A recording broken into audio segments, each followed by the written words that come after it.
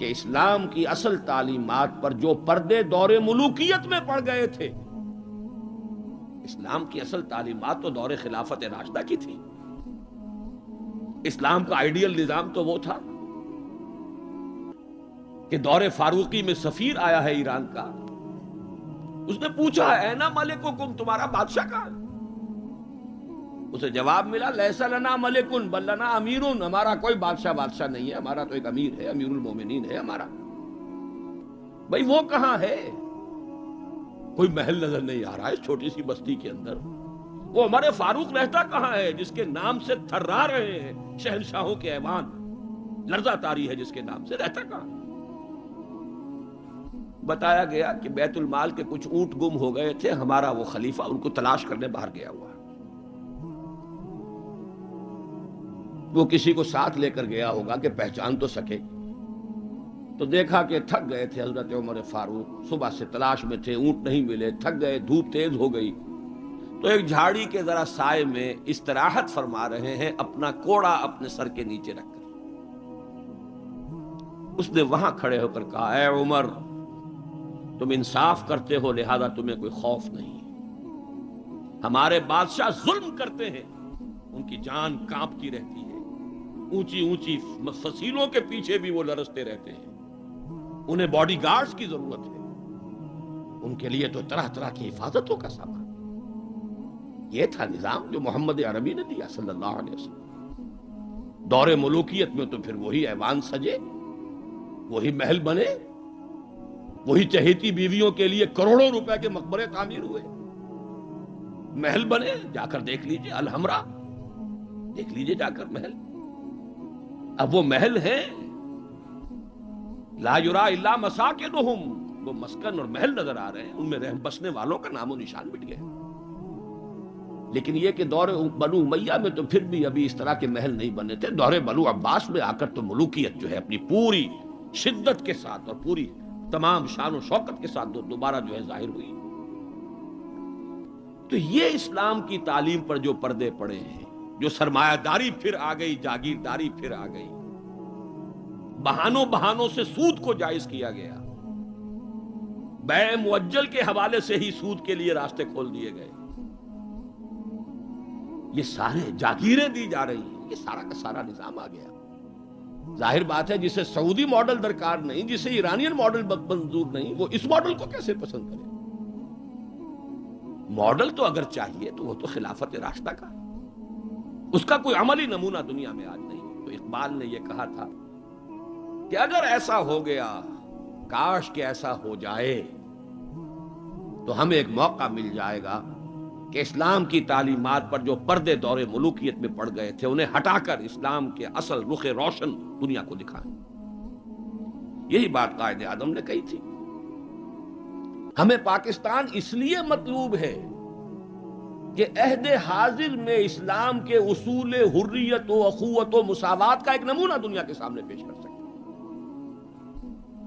یہ بات دوسری ہے، 45 برس بیت گئے شمسی حساب سے اور 46.5 برس بیت چکے ہیں قمری حساب سے، ابھی تو کہیں وہ مساوات اور حریت اور اخوت کہیں نظر نہیں آ رہی. وہ تو ایک قوم بھی کئی قومیتوں میں بٹ گئی، لسانی اور علاقائی اور صوبائی عصبیتوں کا دورہ ہے. ڈھونڈ اب اس کو چراغ رخ زیبا لے کر، وہ ایک قوم جو ہندوؤں کے مقابلے میں ایک قوم بن گئی تھی، اب تو وہ تحلیل ہو چکی، اس کا کوئی وجود ہی نہیں ہے. میں بہرحال اس مرثیے پر زیادہ وقت صرف نہیں کرنا چاہتا. اس وقت عرض یہ کرنا ہے، آج کے انسان کی اصل ضرورت ایک ماڈل. زبانی کلامی بات کوئی قبول نہیں کرے گا. خلافت راشدہ کی مدح کریں گے، وہ کہیں گے پدرم سلطان بود تو راجے، تم کیا ہو؟ اپنی شکل دیکھو، تم کیا ہو؟ تم تو ہم سے بدتر ہو. تمہارے ہاں ڈسکریمنیشن، سید زیادہ تو سید زیادہ ہے ہی ہے، اونچائی ہے، اخلاق کا کتنا ہی پست ہو، اور یہ مسلی یہ تو ہے ہی نیچ، چاہے اخلاق اور کردار میں کتنا ہی اونچا ہو جائے. یوں تو سید بھی ہو، مرزا بھی ہو، افغان بھی ہو، تم سبھی کچھ ہو، بتاؤ تو مسلمان بھی ہو. تمہارا تمدن، تمہاری تہذیب، تمہارا نظام بدترین نظام. بڑے پیارے اشعار کہے علامہ اقبال نے، کہلوائے تو ہیں ابلیس کی زبان سے، اصل میں اس کے پردے میں پیغام اپنا دیا ہے۔ اور ان کی یہ نظم جو ہے ابلیس کی مجلس شورا، ان کے انتقال کے بعد چھپی ہے، یہ آخری دور ہے ان کا۔ اس لیے میں کہا کرتا ہوں کہ اقبال کا پیغام اگر دیکھنا ہو امت مسلمہ کے نام، تو یہ نظم جو ہے ابلیس کی مجلس شورا، یہ ان کا آخری پیغام۔ یہ ظاہر بات ہے کہ وہ کوئی نبی تو نہیں تھے معاذ اللہ، عام انسان تھے، ذہنی ارتقاء کے مختلف مراحل سے گزرے ہیں، تو ان کا ارتقاء جہاں تک ہوا ہے اس کی آخری صورت جو ہے وہ نظمیں ہیں کہ جو ارمغان حجاز میں شامل ہیں۔ جانتا ہوں میں یہ امت حامل قرآن نہیں، ہے وہی سرمایہ داری بندہ مومن کا دین۔ جانتا ہوں میں کہ مشرق کی اندھیری رات میں بے ید بیضا ہے پیران حرم کی آستین۔ عصر حاضر کے تقاضاؤں سے ہے لیکن یہ خوف، یہ ابلیس کہہ رہا ہے، عصر حاضر کے تقاضاؤں سے ہے لیکن یہ خوف، ہو نہ جائے آشکارا شرع پیغمبر کہیں۔ الحذر، آئین پیغمبر سے 100 بار الحذر، حافظ ناموس زن، یہ ہے معاشرت، مرد آزماں مرد آفرین۔ موت کا پیغام ہر نوع غلامی کے لیے، نہ کوئی فغفور و خاکہ نہ گدائے رہنشی۔ کرتا ہے دولت کو ہر آلودگی سے پاک و صاف، منعموں کو مال و دولت کا بناتا ہے امین۔ اس سے بڑھ کر اور کیا فکر و عمل کا انقلاب، بادشاہوں کی نہیں اللہ کی ہے یہ زمین۔ یہ ہے انقلاب۔ چشم عالم سے رہے پوشیدہ یہ آئیں تو خوب، ابلیس کہہ رہا ہے نا، چشم عالم سے رہے پوشیدہ یہ آئیں تو خوب، یہ غنیمت ہے کہ خود مومن ہے محروم یقین۔ یہ ماڈل آج کے انسان کی اصل ضرورت ہے۔ اب میں آپ کو بتاتا ہوں نبی اکرم صلی اللہ علیہ وسلم نے یہ ماڈل دیا کہ نہیں دیا۔ حضور صلی اللہ علیہ وسلم کا یہ ماڈل آج دنیا کا ہر باشعور انسان یہ ماننے پر مجبور ہے کہ آئیڈیل ماڈل، بدترین دشمنوں نے اقرار کیا۔ ایم این رائے 1920 میں لیکچر دیا اس نے، ہسٹوریکل رول آف اسلام، لاہور میں دیا، وہ کتاب اب بھی بھارت میں چھپتی ہے۔ اس نے کہا کہ تاریخ انسانی کا عظیم ترین انقلاب وہ ہے جو محمد نے برپا کیا صلی اللہ علیہ وسلم۔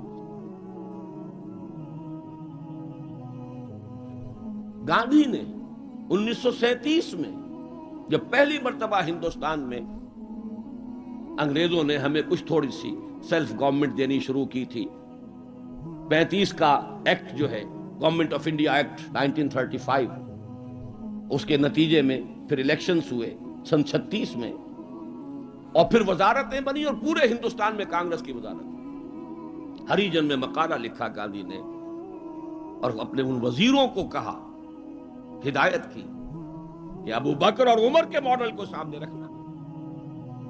میں تمہارے سامنے ابو بکر اور عمر کی مثال پیش کروں۔ مجھے ایک واقعہ اور یاد آیا ہے، یہ تو چیز چھپی ہوئی ہے، ہریجن کا مقالہ ہے، اس کو تو کوئی شخص ویریفائی کر سکتا ہے۔ ایک واقعہ جو ہے یہ ایک روایت ہے۔ میں جب پہلی مرتبہ حیدرآباد دکن گیا تھا، یہ آج سے کوئی 10 سال پہلے کی بات ہے، وہاں ایک مولانا ابوالکلام آزاد انسٹیٹیوٹ ہے، اس میں میری ایک تقریر تھی، کھچا کھچ بھرا ہوا ہال۔ ایک صاحب جو گورنر رہے تھے، پرانے کانگریسی بوڑھے 80 برس کی عمر کے گورنر رہے تھے بہار کے، بھی نام مجھے اس وقت ذہن سے اتر گیا ہے، وہ ان کی صدارت تھی۔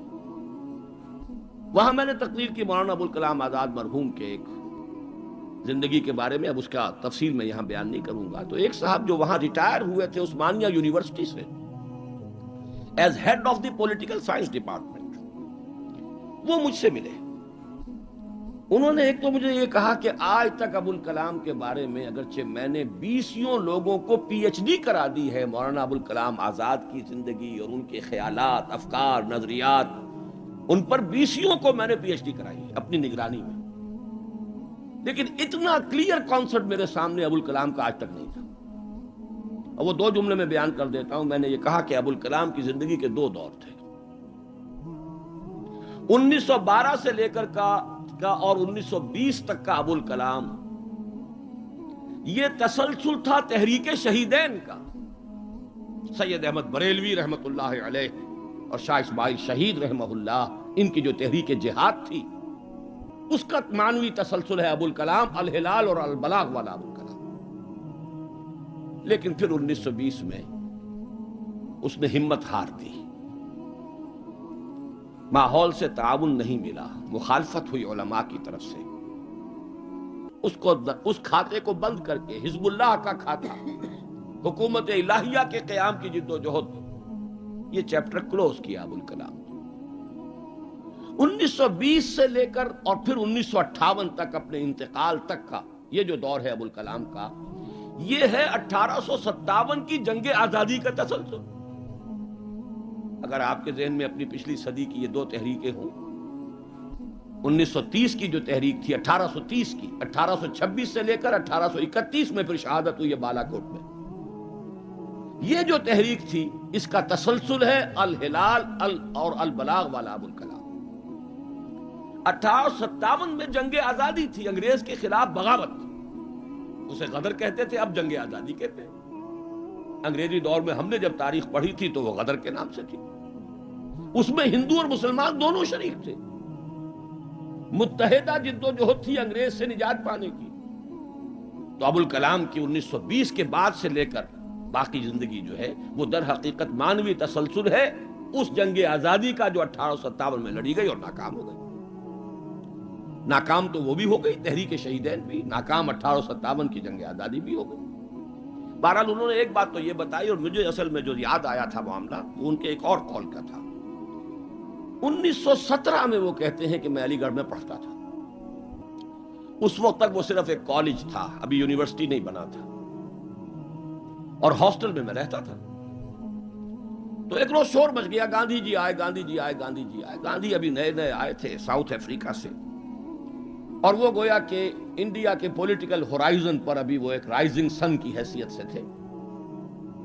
شور مچ گیا، گاندھی جی آئے، گاندھی جی آئے. خیر وہ ہم نے ان کو گھیر لیا، کہا کچھ خطاب کیجیے. ان کا خطاب نہیں، میں تو صرف دیکھنے آیا تھا. اور وہ گیا تھا، پہلے حاضری دی تھی سر سید کے قبر پر.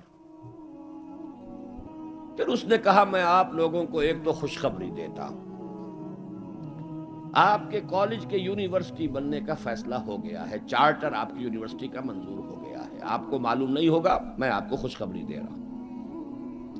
لیکن ایک بات میں آپ سے اور کہتا ہوں، لوگ ہمت پر گوش ہو گئے. اگر آپ کا کالج یا آپ کی یونیورسٹی ایک عمر پیدا کر دے تو بہت بڑا احسان ہوگا نو انسان.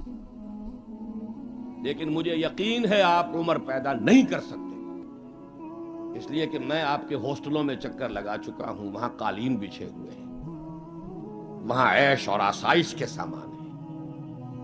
اس ماحول میں عمر پروان نہیں چڑھتا. میں یہ سمجھتا ہوں کہ علامہ اقبال نے جو اشعار لکھے ہیں شاید یہ واقعہ ہی ہو کہ جو اس کی تحریک بنا ہو. تیرے صوفے ہیں افرنگی، تیرے قالی ہیں ایرانی، لہو مجھ کو رلاتی ہے جوانوں کی تن آسانی. تو معلوم ہوا کہ یہ عمر کا وہ مقام گاندھی کی نگاہ میں تھا. اور پھر سن 1937 میں 20 برس بعد وزیروں کو کہا ہے کہ ابو بکر اور عمر کو اپنے سامنے ماڈل کی حیثیت سے رکھو. ایچ جی ویلز نے کہا ہے اگرچہ حضور کی ذاتی زندگی پر، خاص طور پر ازدواجی زندگی پر بڑے رقیق حملے کیے، لیکن پھر اس نے جب حجۃ الوداع کے ذکر پر آتا ہے concise history of the world میں، اس کا پرانا آپ کو کوئی ایڈیشن تلاش کرنا ہوگا، نئے ایڈیشن میں سے یہ پیسیجز نکال دیے ہیں نئے ایڈیٹرز نے. لیکن یہاں کی یونیورسٹی سے میں نے نکلوا کر ایک دفعہ ویریفائی کیا تھا، چونکہ مجھے تو بہت پرانے یہ الفاظ یاد تھے، لیکن پھر میں نے انہیں تازہ کیا کراچی یونیورسٹی کی لائبریری سے. اس میں وہ لکھتا ہے، وہ حضور کے خطبے کے الفاظ نقل کر کے، لا فضل لعربی علی عجمی ولا لعجمی علی عربی ولا لاحمر علی اسود ولا لاسود علی احمر الا بالتقوی کلکم بنو آدم وآدم من تراب. اس کا ترجمہ دے کر پھر لکھتا ہے کہ اگرچہ ہیومن فریٹرنیٹی، فریڈم اور ایکویلٹی کے سرمنز تو پہلے بھی بہت کہے گئے تھے، جیزس آف نزارت کے ہاں، حضرت مسیح کا تذکرہ کر رہا ہے، جیزس آف نزارت کے ہاں بھی سرمنز تو بہت ہیں، لیکن یہ ماننا پڑتا ہے کہ تاریخ انسانی میں پہلی مرتبہ محمد نے ان اصولوں پر ایک معاشرہ قائم کر کے دکھایا. اس سے بڑا ٹریبیوٹ کیا ہوگا؟ اور دشمن ہے، ذاتی اعتبار سے حملے کر رہا ہے، رقیق حملے کر رہا ہے، استہزاء کر رہا ہے یہ تعدد ازدواج کا، لیکن یہ بات ماننے پر مجبور ہے کہ انسانی تاریخ میں پہلی مرتبہ انسان کی حریت، اخوت اور مساوات کے اصولوں پر مبنی ایک نظام قائم کیا محمد صلی اللہ علیہ وسلم. اور نوٹ کیجئے یہی 3 الفاظ قائد اعظم نے استعمال کیے تھے. ہم پاکستان اس لیے چاہتے ہیں کہ عہد حاضر میں اسلام کے اصول حریت و اخوت و مساوات کا ایک نمونہ دنیا کو دکھا. اسی طرح پھر ڈاکٹر مائیکل ہارٹ کی دی 100 مشہور کتاب ہے. بہرحال یہ ماڈل، یہ رحمت محمد الرسول اللہ صلی اللہ علیہ وسلم انسان کو عطا کر چکے ہیں، اور اپنے تو بہرحال مدح کریں گے ہی. اپنوں کی تو آنکھ محبت اور عقیدت کی آنکھ ہے، لیکن میں نے یہ گواہیاں دی ہیں اغیار کی، دشمنوں کی. اب آئیے دوسری آیت کی طرف. لقد کان لکم فی رسول اللہ اسوۃ حسنہ. یہاں خطاب ہو رہا ہے تمہارے لیے اللہ کے رسول کی زندگی میں، اللہ کے رسول کی شخصیت میں ایک عمدہ نمونہ ہے. پہلے تو غور کیجئے لکم سے مراد کیا ہے. یہاں خطاب مسلمانوں سے ہے، یہاں پوری نوع انسانی سے نہیں ہے. یہ فرق ہے، نوٹ کر لیجئے. پہلی آیت کے مقابلے میں خطاب کا رخ اس آیت میں یہ محدود ہے، مسلمانوں کی طرف خطاب. اے مسلمانوں، تمہارے لیے رسول کی شخصیت میں ایک عمدہ نمونہ ہے. آپ کہیں گے کس دلیل سے یہ کہہ رہے ہیں؟ اسی آیت کا جو دوسرا ٹکڑا ہے وہ عام طور پر پڑھا نہیں جاتا. لقد کان لکم فی رسول اللہ اسوۃ حسنۃ لمن کان یرجو اللہ والیوم الآخر وذکر اللہ کثیرا. اس شخص کے لیے اسوہ ہے حضور کی زندگی اور شخصیت جو 3 شرطیں پوری کرے. جیسے کہ قرآن مجید خود اپنے بارے میں کہتا ہے ہدی للناس شہر رمضان الذی انزل فیہ القرآن ہدی للناس وبینات من الہدی والفرقان. لیکن سورہ بقرہ ہی کے شروع میں کہتا ہے ہدی للمتقین. ستیارتھ پرکاش کے مصنف نے سوامی دیانند سرسوتی نے تو اعتراض کیا تھا اس پر. 14واں باب، بدنام زمانہ 14واں باب یاد ہوگا. اس کا حل کیا ہے اس اشکال کا؟ قرآن اپنی جگہ ہدایت ہے پوری نوع انسانی کے لیے تا قیام قیامت، لیکن اس سے استفادہ وہی کرے گا جس میں استفادے کی پیاس اور طلب. پیاس ہی نہیں، بہترین مشروب رکھ دیجئے، پیے گا نہیں انسان. بھوک نہیں، بیماری کی وجہ سے ذائقہ منہ کا خراب ہے. آپ نے دیکھا ہوگا ماؤں کو بیچاریاں بچوں کی کیسی کیسی خوش آمدیں کرتی ہیں، بیٹے کچھ کھا لو، یہ کھا لو، وہ کھا لو، یہ، لیکن اس کا منہ کا ذائقہ بگڑا ہوا، کچھ نہیں کھاتا. بھوک مری ہوئی ہے، کچھ نہیں کھاتا. تو جس میں ہدایت کی طلب نہیں ہوگی قرآن اس کو ہدایت نہیں دے گا.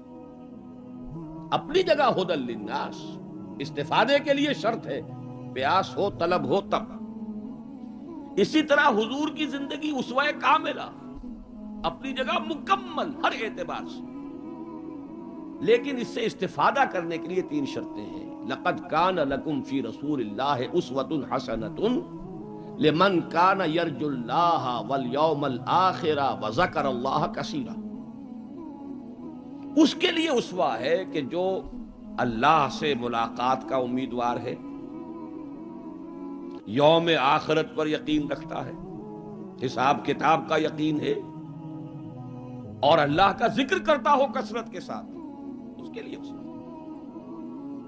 بہت اہم ہے یہ نقطہ جو عام طور پر اس آیت کا دوسرا ٹکڑا جو ہے وہ سنایا ہی نہیں جاتا. لقد کان لکم فی رسول اللہ اسوۃ حسنۃ لمن کان یرجو اللہ والیوم الآخر وذکر اللہ کثیرا اللہم ربنا اجعلنا منہم. اے اللہ ہمیں ان لوگوں میں شامل فرما جو ان 3 شرطوں کو پورا کر کے اور محمد الرسول اللہ صلی اللہ علیہ وسلم کی اسوہ حسنہ سے استفادہ کر سکے۔ اب نوٹ کیجئے حضور کا یہ اسوہ نمونہ کس کس پہلو سے ہے۔ اس میں بھی ذرا 3 مراحل آئیں گے۔ سب سے پہلے یہ کہ ایک فرد کی حیثیت سے اسوہ کاملہ، خاص طور پر میرے نزدیک تو یہ سیرت النبی کا اعجاز ہے، معجزہ ہے۔ اگرچہ حضور کا سب سے بڑا معجزہ قرآن ہے، لیکن خود اپنی جگہ پر سیرت النبی معجزہ ہے۔ کس معنی میں؟ انسان کی جتنی حیثیتوں کا آپ تصور کر سکتے ہیں ان تمام حیثیتوں میں اسوہ موجود ہے محمد الرسول اللہ صلی اللہ علیہ وسلم۔ باپ کی حیثیت سے اسوہ موجود، حضرت مسیح کی زندگی میں تو نہیں، انہوں نے شادی نہیں کی۔ شوہر کی حیثیت سے اسوہ موجود، خسر کی حیثیت سے اسوہ موجود، حضرت علی کے خسر ہے کہ نہیں، حضرت عثمان کے خسر ہے یا نہیں۔ داماد کی حیثیت سے اسوہ موجود، حضرت ابوبکر حضرت عمر کے داماد ہے کہ نہیں۔ پھر ذرا غور کیجئے، داعی کی حیثیت سے اسوہ، مبلغ کی حیثیت سے اسوہ، معلم کی حیثیت سے اسوہ، مربی اور مزکی کی حیثیت سے اسوہ، امام مسجد کے اعتبار سے اسوہ، خطیب مسجد کے اعتبار سے اسوہ، پھر میدان جنگ میں سپہ سالار کی حیثیت سے اسوہ، قاضی القضات کی حیثیت سے اسوہ، اور صدر مملکت کی حیثیت سے اسوہ۔ کون سی زندگی کا گوشہ رہ گیا؟ اتنی گمبھیر زندگی کا واقعہ یہ ہے کہ کوئی اور دنیا میں مثال آپ نہیں دے سکتے، اتنی جامع زندگی۔ یہی بات ہے جو ڈاکٹر مائیکل ہارٹ نے تو یہی بات تو کہی ہے۔ He is the only person supremely successful in both the religious and secular fields۔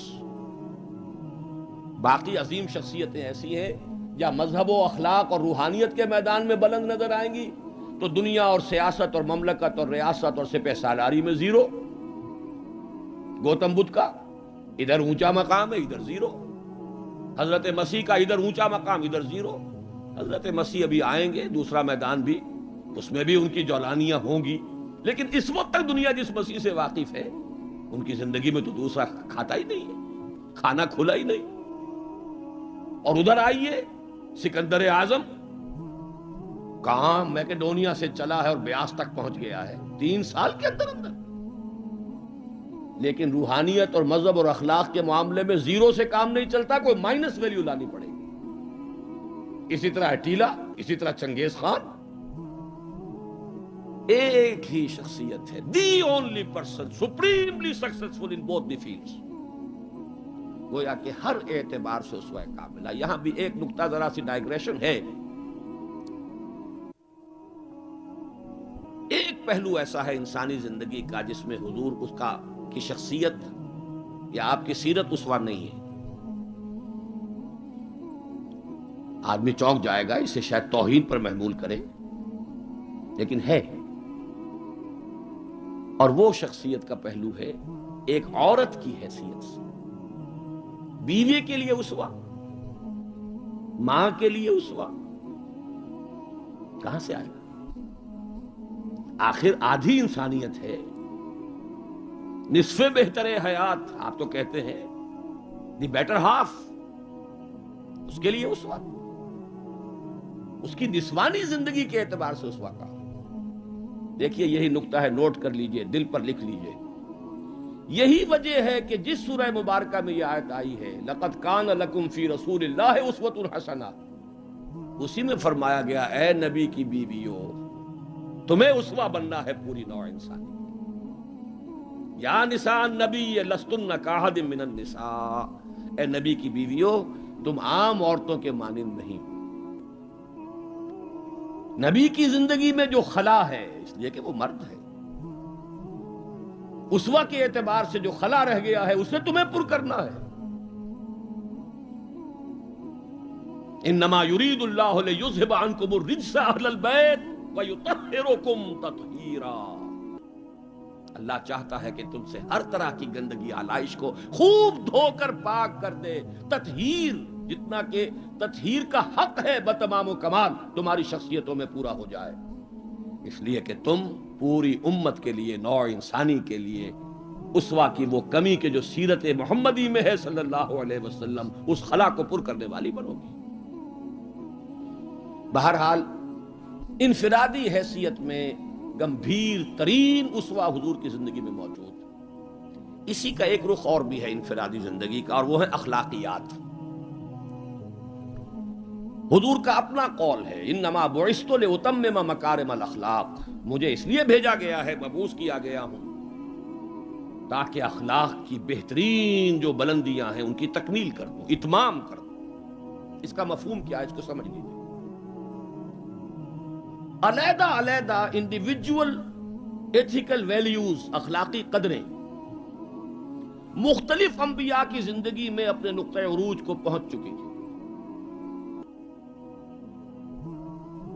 صبر میں حضرت ایوب سے آگے کس کا مقام ہوگا؟ ان کے تو نام کا جز ہے ایوب صابر، محاورہ ہے صبر ایوب۔ تسلیم میں حضرت اسماعیل سے آگے کون جائے گا؟ جو گردن رکھ رہا ہے، ابا جان چلائیے چھری، ستجدنی انشاءاللہ من الصابرین۔ سر تسلیم خم ہے جو مزاج یار میں آئے، اس سے کوئی اونچا مقام ہوگا؟ استقامت میں حضرت نوح سے آگے کوئی جا سکتا ہے؟ 950 برس کس پر آئے؟ 950 برس۔ فَلَبِثَ فِيهِمْ أَلْفَ سَنَةٍ إِلَّا 50 عاما۔ دعوت اور تبلیغ میں استقامت سے اس سے آگے تو کوئی مقام ممکن نہیں۔ غیرت اور حمیت اور جلال دین کے لیے حضرت موسیٰ سے آگے کون جائے گا؟ زہد اور لذات دنیا سے کنارہ کشی میں حضرت مسیح اور حضرت یحییٰ سے آگے کون سا مقام؟ اب کمی کون سی تھی؟ یہ ہے بات سوچنے کی۔ پھر اتمام کس کا کیا حضور؟ یہ اتمام ہے جامعیت کا اتمام، ان تمام اقدار کو جمع کر کے ایک بہترین گلدستہ توازن، اعتدال کے ساتھ ان سب کو ایک شخصیت میں جمع کر دینا، یہ ہے وہ اتمامی اور تکمیلی شان جو محمد الرسول اللہ صلی اللہ علیہ وسلم کی ہے اس میدان میں۔ زہد بھی ہے لیکن ازواج مطہرات بھی ہے، نکاح بھی ہے۔ وہ زہد نہیں ہے کہ جو رہبانیت والا زہد ہو۔ حضرت عائشہ کی شہادت ہے کہ حضور بیٹھے ہوتے تھے ہمارے مابین اور پیار اور محبت کی باتیں ہوتی تھیں، وہ زاہد خشک کا معاملہ نہیں تھا حضور کا۔ حضور نے خود فرمایا مجھے تمہاری اس دنیا سے 3 ہی چیزیں پسند ہیں، ان میں سے ایک عورت کا ذکر کیا، کوئی حجاب نہیں، جو فطرت ہے جو اللہ نے بنائی ہے، بھرپور عائلی زندگی بسر کی ہے، اور بہت محبت کرنے والے اور محبت دینے والے شوہر تھے محمد صلی اللہ علیہ وسلم۔ لیکن جیسے ہی اذان کی آواز آتی تھی ایسے اٹھ کر چلے جاتے تھے کہ جیسے ہم سے کوئی تعلق ہی نہیں، سروکار ہی نہیں، ہم سے واقف ہی نہیں کہ ہم کون۔ یہ ہے وہ درمیان قار دریا تختہ بندم کر دئی، بازمی گوئی کے دامن تر مکن ہوشیار باش۔ اچھا دیکھیے یاد آ گیا ہے، آپ کی بھی طبیعت اس وقت جو ہے میں تو دیکھ رہا ہوں آمادگی ہے، وقت کچھ زیادہ بھی صرف ہو جائے تو کوئی حرج نہیں۔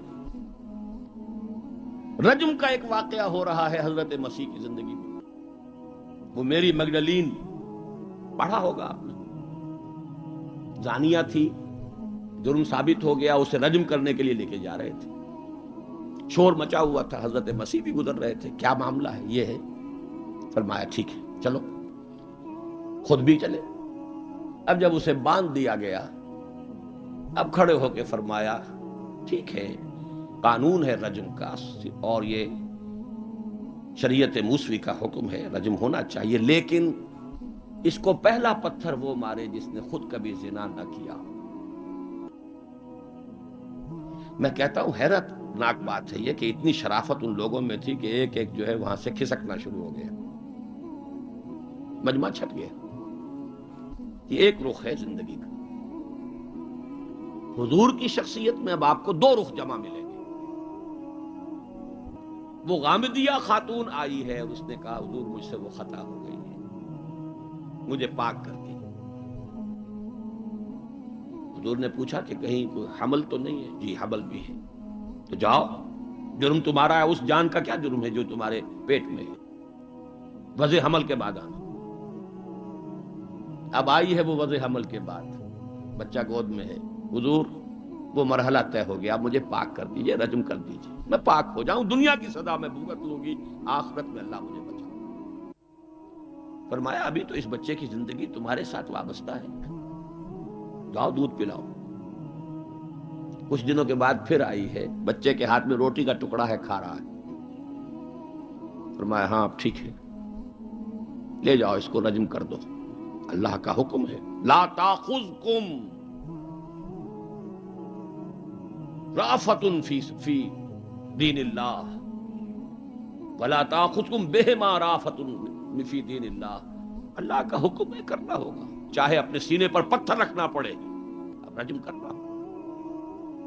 لیکن جب رجم ہو گیا ہے اور وہ خاتون جو ہے ان کا انتقال ہو گیا، کسی کی زبان سے نکل گیا کتنی بے حیا عورت تھی، حضور نے ڈانٹ دیا، نہیں، اس عورت نے وہ توبہ کی ہے کہ اگر تمام مدینے والوں پر تقسیم کر دی جائے تو سب کی نجات کا ذریعہ بن جائے۔ یہ توازن ہے، حکم رب کا نفاذ بھی ہے، اس میں اپنی ذاتی شفقت کو آڑے نہیں آنے دینا ہے، لیکن یہ نہیں ہے کہ اس سے کوئی سوء ظن ہو۔ مریض سے دشمنی نہیں ہوتی، مرض سے دشمنی ہوتی، مریض سے تو ہمدردی ہوتی، اور اس نے تو وہ توبہ کی ہے۔ بہرحال انفرادی سطح پر میں نے ایک تو عرض کیا کہ اسوہ محمدی کی جامعیت کبریٰ، نمبر 2 اخلاقی میدان میں تکمیل، یعنی تمام جتنی اخلاقی اقدار ہیں بلند اور اعلیٰ، ان کا مجموعہ حسین گلدستہ، جس میں ہر شے اپنے اپنے مقام پر صحیح توازن اور اعتدال کے ساتھ ہے، یہ ہے خاص معاملہ محمد الرسول اللہ صلی اللہ علیہ وسلم۔ دوسرا اسوہ حضور کا وہ میں بیان کر چکا، ایک ماڈل پیش کر دیا، نوع انسانی کے لیے ایک ماڈل، وہ نظام قائم کیا، کس نے کیا؟ محمد الرسول اللہ نے کیا صلی اللہ علیہ وسلم۔ اگرچہ یہ نوٹ کر لیجئے کہ اس ماڈل کا جو اصل ہے دور، وہ ہے دور فاروقی، یہاں بھی کہیں آپ یہ نہ کہیں توہین کر رہا، دور نبوی نہیں ہے اس کا ماڈل۔ کیوں؟ حضور کی حیات طیبہ میں تو ابھی انقلابی عمل جاری تھا، ریولوشنری پروسیس تھا اپنے پورے جوبن کے اوپر، نظام قائم ہوا اور آپ کا انتقال ہو گیا، بلکہ آپ نے خود چوز کیا ہے۔ اللہم فی الرفیق الاعلی، اے اللہ بس میرا کام پورا ہو گیا، اب میں مزید یہاں رہنے کو تیار نہیں، خود خطبہ دیا آپ نے۔ بلکہ اسے اگر سوء ادب نہ سمجھا جائے تو میرے دل میں تو ایک بات ہے کہ اگر حضور کے قدموں میں اللہ نے پہنچا دیا میدان قیامت میں یا عالم آخرت میں، تو شکوہ کروں گا کہ حضور آپ نے جلدی کی۔ ابھی جو عرب ایمان لائے تھے یدخلون فی دین اللہ افواجا، ابھی ان کی کچھ اور تربیت آپ فرماتے، کچھ اور دن آپ دنیا میں قیام فرماتے۔ چوائس ہوتا ہے نبی کا، یہ تو حضور کی حدیث ہے۔ انبیاء کا معاملہ خاص ہے کہ جب وقت آ جاتا ہے اس وقت انہیں چوائس دے دیا جاتا ہے، ابھی مزید رہنا چاہتے ہیں تو رہیے، اور اگر واپس آنا چاہتے ہیں تو ٹھیک ہے، آپ کا وہ وقت جو ہے وہ ہو چکا۔ اسی پر تو حضور نے فرمایا تھا مرض وفات میں جب ذرا سا وقفہ ہوا ہے اور افاقہ ہوا ہے، حضرت ابوبکر نماز پڑھا رہے تھے مسجد نبوی میں، اور حضور پھر اپنے اس افاقے کی وجہ سے حضرت علی اور حضرت عباس رضی اللہ تعالی عنہما کے کندھوں پر اپنا ایک ایک ہاتھ دست مبارک رکھ کر مسجد میں تشریف لائے ہیں۔ حضرت ابوبکر ہٹنے لگے پیچھے، جب آپ امامت فرمایا آپ نے اشارے سے کہا نہیں تم امامت کرو، حضرت ابوبکر کے پہلو میں بیٹھ گئے، کھڑے نہیں رہ سکے۔ اب آپ نماز پڑھ رہے تھے، حضرت ابوبکر آپ کی اقتدا کر رہے تھے، اور باقی پوری جماعت حضرت ابوبکر کی اقتدا کر رہی ہے۔ یہ خاص نماز ہے، یہ ایک ہی نماز ہے بس جو اس رنگ میں پڑھی گئی۔ اس نماز کے بعد آپ نے خطبہ دیا۔ اللہ نے اپنے ایک بندے کو یہ اختیار دیا ہے، چاہے وہ دنیا میں رہے اور چاہے وہ واپس آ جائے، بندے نے اللہ کی طرف لوٹنے کو قبول کر لیا۔ حضرت ابو بکر رو پڑے، باقی صحابہ نہیں سمجھے کہ یہ تو ایک خاص بات کہی جا رہی ہے، کسی اور کی حکایت ہے، کیا ہے۔ حضرت ابو بکر رو پڑے، سمجھ گئے کہ معاملہ کیا ہے۔ اب آپ نے فیصلہ کر لیا ہے مراجعہ۔ بہرحال میں یہ عرض کر رہا تھا کہ حضور کی حیات طیبہ بہت گمبھیر انقلابی عمل ہے جو اس کے اندر چھایا ہوا ہے، اس میں پھر ابھی اس نظام کی برکات جو ہیں وہ نمایاں نہیں ہے، موجود ہیں، نمایاں نہیں ہے۔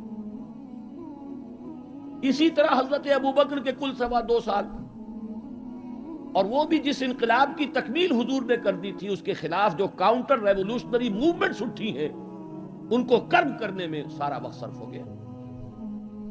مسیلمہ کذاب اٹھ کھڑا ہوا ہے، فلاں جو ہے یہ نبیہ بن کر دعوے دار بن کر کھڑی ہو گئی ہے، اس نبی اور نبیہ کا نکاح بھی ہو گیا ہے، ایک طوفان۔ منکرین زکوٰۃ کھڑے ہو گئے ہیں، اور شاید آپ نے کبھی نوٹ نہ کیا ہو، نوٹ کر لیجئے، یہ سورت تو آپ پڑھتے ہی ہیں، اذا جاء نصر اللہ والفتح ورأیت الناس يدخلون فی دین اللہ افواجا، لیکن یہ کہ اس کی ایک برعکس تصویر بھی ہے، وہ دیکھ لیجئے کہ حضور کے انتقال کے بعد وہ جو فوج در فوج آئے تھے، فوج در فوج نکل بھی گئے تھے، یخرجون من دین اللہ افواجا، اور دارالاسلام جو ہے وہ صرف مدینے تک محدود ہو کر رہ گیا تھا۔ حضرت ابو بکر کی فضیلت جو ہے در حقیقت اسی سے ظاہر ہوتی ہے، with an iron fist and with an iron will، جس طرح آپ نے مقابلہ کیا ہے اور کرش کر دیا ہے ان تمام جو بھی قوتیں اٹھی۔ حضرت عمر تک گھبرا رہے ہیں، مشورہ دے رہے ہیں کہ دیکھیے ایک دم 3 محاذ نہ کھول لیجئے، حالات بڑے خراب ہیں، بڑے نازک ہیں، آپ نہ تو جیش اسامہ کو روک رہے ہیں، ٹھیک ہے آپ کا کہنا ہے کہ جس لشکر کا علم جو ہے حضور نے عطا کر دیا ہو، میں کیسے اس لشکر کو روکوں؟ پھر آپ مدعیان نبوت کے خلاف بھی لشکر بھیج رہے ہیں، وہ بھی سمجھ میں آتا ہے، وہ تو کافر ہو گئے، مرتد ہو گئے، لازماً ان کے خلاف تو جہاد کرنا ہے، لیکن کم سے کم ان زکوٰۃ کا انکار کرنے والوں کے معاملے میں سوچئے، نرمی کیجئے، تیسرا محاذ نہ کھولیے۔ انہوں نے نہ کسی نئے نبی کی دعوت کو قبول کیا ہے، نہ وہ ابھی نماز کا انکار کر رہے ہیں، بلکہ زکوٰۃ بھی یہ نہیں کہتے کہ ہم نہیں دیں گے، صرف یہ کہتے ہیں کہ ہم حکومت کو نہیں دیں گے، تو تھوڑی سی نرمی کیجئے۔ حضرت عمر کو ڈانٹ ملائی ہے حضرت ابو بکر نے، اے عمر تم دور جاہلیت میں تو بڑے سخت تھے اور بڑے ہمت والے تھے، اسلام میں آ کر کمزور ہو گئے۔ اور پھر وہ تاریخی الفاظ کہے ہیں، ایبدل الدین وانا حی، کیا دین کے اندر ترمیم ہوگی جبکہ میں ابھی زندہ ہوں؟ میری زندگی میں دین میں ترمیم نہیں ہو سکتی، خدا کی قسم اگر کسی اور نے میرے ساتھ نہ دیا تنہا جاؤں گا اور ان مانعین زکوٰۃ سے جہاد کروں گا۔ یہ آئرن ول اور آئرن فسٹ ابو بکر، رقیق القلب نحیف الجثہ انسان۔ لہذا اس 2.25 سال میں بھی اصل جو برکات ہیں ان کا ظہور نہیں ہو پا رہا۔ اصل میں جسے انگریزی میں آپ کہتے ہیں للی ان بلوم، یہ گلاب کا پھول پوری طرح کھل کر جو سامنے آیا ہے وہ دور فاروقی ہے رضی اللہ تعالی عنہ، اس کی وہ شانیں ہیں۔ وہ سفیر کا واقعہ سنا چکا ہوں، حریت کا معاملہ دیکھیے کہ سعد ابن ابی وقاص کے بارے میں پرچہ نویس نے اطلاع دی ہے ایران سے، گورنر ہے ایران کے حضرت سعد ابن وقاص، اور گورنر اس لیے ہے کہ خود فاتح ایران ہیں، یہ ریوڑیوں کی طرح بٹی ہوئی گورنریاں نہیں ہیں کہ اس کو دے دو اس کو دے دو، جس کو چاہو دے دو، خود فاتح ایران سعد ابن ابی وقاص۔ اور آدمی کون ہے وہ؟ ایک ہی انسان ہے جس کے بارے میں حضور نے فرمایا، اے سعد تم پر میرے ماں باپ قربان۔ غزوہ احد میں جب نرغہ کیا ہے کفار نے اور حضور کو شہید کرنے کے لیے سرتوڑ کوشش کی ہے، اس وقت تیر اندازی کر رہے تھے حضرت سعد ابن ابی وقاص رضی اللہ تعالیٰ عنہ، یکی از عشرہ مبشرہ۔ اس وقت حضور نے کہا تھا تیر چلائے جاؤ اے سعد، تم پر میرے ماں باپ قربان۔ وہ سعد ہیں کہ پرچہ نویس نے اطلاع دی ہے کہ سعد نے اپنے گھر کے باہر ایک ڈیوڑی بنا لی ہے، دربان کھڑا کر دیا ہے، حضرت بلال کو بھیجا ہے، خط میں ڈانٹ دی ہے، لیکن بلال کو حکم تھا کہ پہلے جا کر ڈیوڑی کو آگ لگا دینا، پھر یہ خط دینا سعد کو۔ نے آگ لگائی ہے، پھر جا کر یہ خط دیا ہے. خط میں لکھا ہے سعد، لوگوں کو ان کی ماں نے آزاد جنا تھا، تم نے انہیں اپنا غلام کب سے بنا دیا. حریت کا اس سے اونچا تصور کوئی ہوگا؟ ایک عورت ٹوک رہی ہے، عمر جی محمد عورت تھی، یہ کیا تم نے حکم نافذ کیا ہے کہ مہر اس سے زیادہ نہیں ہوگا؟ ہمارے جس حق پر اللہ نے کوئی حد نہیں لگائی، تم کون ہوتے ہو حد لگانے والے؟ قرآن کی آیت ہے، بات ہے تم احداہن قنطارا، تم نے اگر اپنی کسی بیوی کو ڈھیروں دیا ہو سونا تب بھی واپس نہیں لے سکتے. جب قرآن نے ڈھیروں سونے تک کی اجازت دی ہے، تم کون ہوتے ہو اس کے اندر ترمیم کرنے والے؟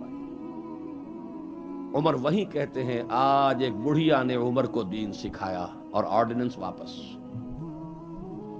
حریت، احتساب، تنقید، مساوات، اگر یہ کچھ چڑیاؤں کے نام ہیں، ہمارے لیے تو یہ چڑیاں ہیں، ان کا ہے، صرف شکلیں ہیں، نام ہیں، حقیقت کہیں نہیں.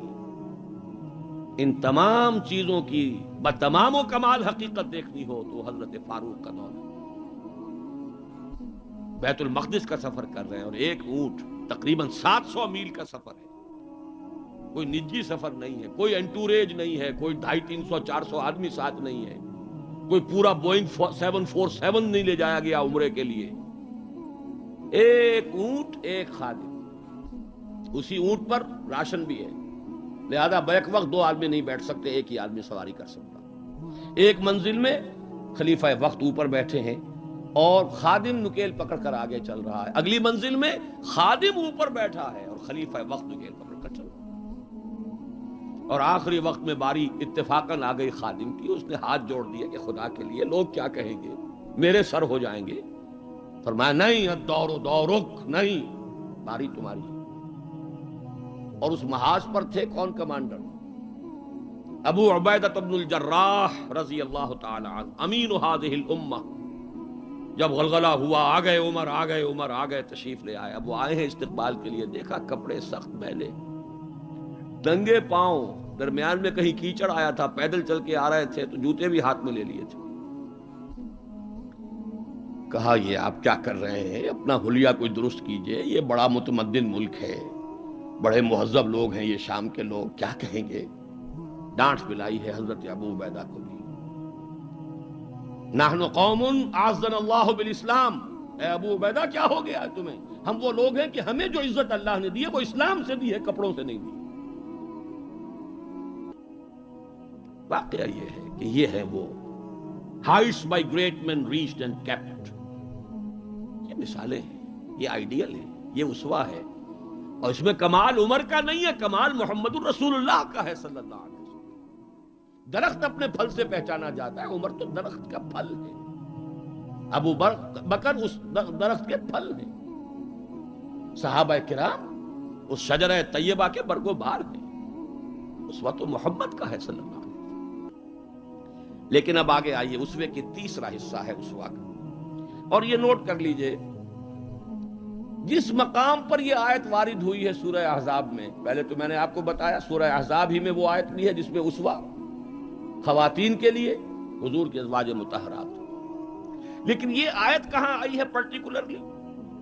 وہ ہے غزوہ احزاب، جنگ کا مرحلہ. یہ جنگ کس لیے لڑی جا رہی تھی؟ غلبہ دین کے لیے، لِیُظْهِرَهُ عَلَى الدِّینِ كُلِّهِ. چھاپڑا صاحب سے آپ نے وہ سورہ صف کی آیات سن لی ہیں، کاش کہ وہ ایک آیت اور شامل کر دیتے اس سے پہلے، اس لیے کہ اس وقت کا جو دنیا کا نقشہ ہے وہ اس آیت میں. یریدون لیطفئوا نور اللہ بافواہہم، یہ چاہتے ہیں کہ اللہ کے نور کو، اللہ کے اس نور کو اپنی منہ کی پھونکوں سے بجھا دیں. واللہ متم نورہ ولو کرہ الکافرون، اور اللہ تو اپنے نور کا اتمام فرما کر رہے گا چاہے کافروں کو کتنا ہی ناگوار ہو. هو الذی ارسل رسولہ بالہدی ودین الحق لیظہرہ علی الدین کلہ ولو کرہ المشرکون. اس کا ترجمہ آپ سن چکے ہیں. وہ یہ اللہ جس نے بھیجا اپنے رسول کو الہدا اور دین حق دے کر تاکہ غالب کریں اس کے کل کے کل دین پر، پورے کے پورے نظام زندگی پر، تمام کے تمام نظاموں پر، دینوں پر، چاہے مشرکوں کو کتنا ہی ناگوار ہو. اسی کے لیے جہاد کی پکار ہے. هل ادلکم علی تجارۃ تنجیکم من عذاب الیم تؤمنون باللہ ورسولہ وتجاہدون فی سبیل اللہ باموالکم وانفسکم. اسی کے لیے قتال کی ترغیب ہے. یہ اس پہلے حصے میں ہے. ان اللہ یحب الذین یقاتلون فی سبیلہ صفا کانہم بنیان مرصوص. تو حضور کا ایک اسوہ تو پوری نوع انسانی کے لیے ہے، وہ ماڈل جو آپ نے دکھا دیا، قائم کر کے نظام کی ایک مثال دنیا کے سامنے پیش کر دی. یہ ممکن ہے، قائم ہو سکتا ہے، یہ کہانی نہیں ہے، یہ تو تاریخ کا نصف النہار ہے. 5000 برس قدیم بات ہوتی تو کہتے پتہ نہیں ڈھکوسلا ہے، ہوا بھی ہے کہ نہیں ہوا. یہ تو عین ہسٹوریکل ایرا ہے، تاریخی حقائق ہیں، پوری دنیا مان رہی ہے. روز روشن نصف النہار پر سورج تاریخ کا ہے، جبکہ محمد الرسول اللہ صلی اللہ علیہ وسلم نے یہ ماڈل پیش کیا، جس کا کہ اقرار اور اعتراف دشمن کر رہے ہیں. تو وہ اسوہ تو ہے پوری نوع انسانی کے لیے. میں نے آپ کو نوٹ کرایا تھا لقد کان لکم. وہ اسوہ جو اس امت کے لیے ہے وہ کون سا اسوہ ہے؟ وہ اسوہ ہے وہ طریقہ کار جس سے کہ آپ نے وہ انقلاب برپا کیا. کیسے قائم کیا؟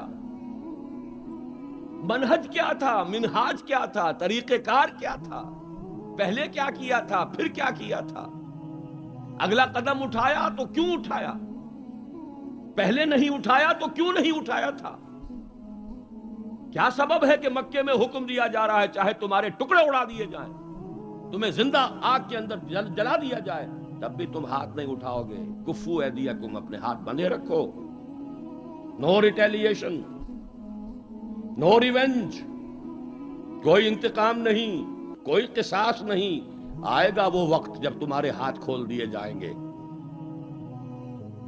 نغمہ ہے بلبل شوریدہ تیرا خام، ابھی اپنے سینے میں اسے اور ذرا تھام. ابھی اپنے ہاتھ روکے رکھو، چاہے تمہارے جسم کے ٹکڑے کر دیے. کیا وجہ ہے؟ پھر کیا وجہ ہے؟ ہاتھ کھل گئے، کیوں کھل گئے؟ فیصلہ کن چیز کون سی تھی؟ ہاتھ بندھے ہوئے تھے تو کیوں بندھے ہوئے تھے؟ کھلے تو کیوں کھلے؟ کب کھلے؟ کس تبدیلی کی وجہ سے کھلے؟ کیا وجہ ہے کہ سن 6 میں صلح حدیبیہ کر رہے ہیں اور بظاہر گر کر اور دب کر رہے ہیں؟ ہر مسلمان کا خون کھول رہا ہے. حضرت عمر سے تو ضبط نہیں ہو سکا. ساری عمر پچھتاتے رہے کہ میں نے گستاخی کا معاملہ کیا تھا. جو جا کر حضور سے کہا تھا کیا ہم حق پر نہیں ہیں؟ فرمایا ہاں ہم حق پر ہیں. تو پھر ہم دب کر صلح کیوں کر رہے ہیں؟ فرمایا میں اللہ کا رسول ہوں، وہی کر رہا ہوں جس کا مجھے حکم ہے. یہی بات حضرت علی نے کی جب سہیل ابن عمر نے کہا ہے کہ یہ معاہدہ جو لکھا جا رہا ہے صلح کی دستاویز، اس میں آپ کے نام کے ساتھ رسول اللہ کا لفظ نہیں ہوگا، اس لیے کہ دستاویز پر تو دونوں پارٹیز کے دستخط ہونے. اگر ہم آپ کو اللہ کا رسول مان لیں تو جھگڑا کائے گا؟ پھر ہم تو نہیں مانتے کہ آپ اللہ کے رسول ہیں. یہ معاہدہ ہوگا محمد ابن عبداللہ اور قریش کے مابین. وہی مسکرا کر بات فرمائی، تم مانو یا نہ مانو میں اللہ کا رسول ہوں، لیکن اے علی مٹا دو جو یہ کہہ رہا ہے، مان لو کہ لکھ دو محمد ابن عبداللہ. عرض کیا حضور یہ میں نہیں کر سکتا. غیرت و حمیت حضرت عمر میں ہے، حضرت علی میں ہے، کوئی فرق نہیں. کچھ فرق نہیں ان چاروں میں. معلوم ہوا ہے کرنے ایک ہی سورج کی. اس اعتبار سے نوٹ کیجئے کہ خون کھول رہا ہے، اور خون کھولنے کی مثال میں آپ کو اب دیتا ہوں. ایک ایک شخص کا خون کھول رہا ہے، یہاں تک کہ ابو بکر کا خون کھول رہا ہے. یہ دوسری بات ہے، ضبط اتنا ہے کہ بولے نہیں. کیسے معلوم ہوا کہ خون کھول رہا تھا ابو بکر کا بھی؟ جب صلح ہو گئی حضور نے فرمایا مسلمانوں اب احرام کھول دو، جو ہدی کے جانور ہیں یہیں ذبح کر دو. کوئی نہیں اٹھا. دوسری مرتبہ فرمایا مسلمانوں اٹھ جاؤ، اٹھو، اب جو ہو گیا صلح ہو گئی ہے، احرام کھول دو. کوئی نہیں اٹھا. ابو بکر بھی نہیں اٹھے، ایک آدمی نہیں اٹھا. تیسری مرتبہ پھر کہا. آپ حیران ہوں گے کہ یہ صحابہ کا یہ معاملہ، حضور کا حکم، اس کی ایک توجیہ ہے وہ میں بعد میں عرض کروں گا، لیکن پہلے واقعہ کیا ہے اس کو سمجھیے۔ دل گرفتہ ہو کر حضور اپنے خیمے میں گئے، ناراض ہو کر، دل گرفتہ۔ حضرت ام سلمہ تھا ساتھ تھی رضی اللہ تعالیٰ، بڑی مدبر خاتون، بہت مدبر خاتون۔ جا کر کہا ہے کہ مسلمانوں کا یہ حال ہے سب کا، میں نے 3 مرتبہ کہا ہے، کوئی نہیں اٹھ رہا۔ حضرت ام سلمہ نے مشورہ دیا، حضور آپ کسی سے کچھ کہیے نہیں، اپنا احرام کھول دیجئے، قربانی دیجئے۔ اب آئے ہیں، آ کر اپنا احرام کھول دیا، قربان، اب سب اٹھ گئے، سب نے قربانیاں دے دی۔ میرے ذہن میں اس کی تعویل یہ ہے کہ لوگ منتظر تھے، اسے کہا جاتا ہے فلسفے میں حالت منتظرہ، پتہ نہیں حضور ہمارا امتحان تو نہیں لے رہے، یہ احرام کیسے کھول دے بغیر عمرہ کیے، یہ کوئی اللہ اور اس کے رسول کی طرف سے ہماری غیرت و حمیت کا امتحان تو نہیں ہے۔ اس سسپینس میں تھے، جب دیکھا کہ حضور نے تو کھول دیا احرام، قربانی دے دی، اب گویا کہ کوئی شک اور شبہ کی بات نہیں رہی کہ یہی منشاء نبوت ہے، یہی حکم ہے، لہذا کوئی ایک بھی نہیں تھا کہ جو پیچھے رہ گیا۔ لیکن میری گفتگو اس وقت اس مرحلے پر تھی کہ قابل توجہ ہے یہ بات، 2 سال قبل سن 6 میں حضور صلی اللہ علیہ وسلم بظاہر گر کر دب کر صلح کر رہے ہیں، اور 2 سال کے بعد قریش کا سردار آ کر ابو سفیان خوش آمدیں کر رہے ہیں، اس لیے میں ادب کا اس سے نام دوں گا کہ ایمان لے آئے بعد میں، صحابی ہے۔ خدا کے لیے ہماری طرف سے خطا ہوئی ہے، ہمارے ایک قبیلے نے، ہمارے حلیف قبیلے نے صلح کو توڑا ہے، رینیو کر دیجئے، دوبارہ وہ ٹریٹی ہو جائے، دوبارہ معاہدہ ہو جائے۔ حضور نہیں سن رہے، سفارشیں کرا رہے ہیں، حضرت علی سے کرا رہے ہیں، فلاں سے کرا رہے ہیں، خدا کے لیے سفارش کرو، منواؤ۔ ابو سفیان بڑے مدبر انسان، انہیں پتا تھا اب ہمارے اندر طاقت نہیں ہے، اب ہم مقابلہ نہیں کر سکتے محمد کا۔ 2 برس جو حضور کو مل گئے، اس میں جو آپ نے پھر اپنی دعوت اور جو تنظیم اور تربیت کے مراحل جس تیزی کے ساتھ آگے بڑھائے ہیں، خیبر فتح کر لیا، اتنی بڑی فتح، صلح حدیبیہ کے فوراً بعد، جب اندرون ملک عرب کوئی اندیشہ نہیں رہا، سیدھے آپ نے تیر کی طرح رخ کیا خیبر کا، اور وہ گڑھ اور قلعہ جو ہے یہود کا، اس کو پاش پاش کر دیا۔ اب طاقت اتنی ہو چکی تھی کہ ابو سفیان کو معلوم تھا we are no match to Muhammad now صلی اللہ علیہ وسلم۔ اس لیے بلکہ اس میں بھی واقعہ سن لیجئے، حضرت ام حبیبہ ابو سفیان کی بیٹی ہے، حضور کے نکاح میں ہے، معلوم ہوا کہ this is the nearest approach، اس سے زیادہ سفارش اور کون سی ہوگی، اپنی بیٹی جو ہے خود نبی کے گھر میں، بڑی امیدیں لے کر گئے ہوں گے ابو سفیان۔ حضرت ام حبیبہ کے حجرے میں جب گئے، چارپائی پر بیٹھنے لگے تھے، انہوں نے کہا ابا جان ذرا ٹھہریے، بستر بچھا ہوا تھا اس کو طے کر دیا، کہا اب بیٹھیے۔ اب یہ قریش کا سردار، مکے کا چیف، پوچھتے ہیں بیٹی یہ بستر میرے لائق نہ تھا یا میں اس بستر کے لائق نہ تھا؟ فرمایا ابا جان آپ اس بستر کے لائق نہیں ہیں، یہ محمد الرسول اللہ کا بستر ہے، آپ مشرک ہیں، کافر ہیں، نجس ہیں۔ تو میں یہ کہا کرتا ہوں کہ کیا ان کو خیال رہا ہوگا کہ اب کیا سفارش کے لیے اس بیٹی سے کہے جن کا معاملہ، جس کا طرز عمل یہ ہے۔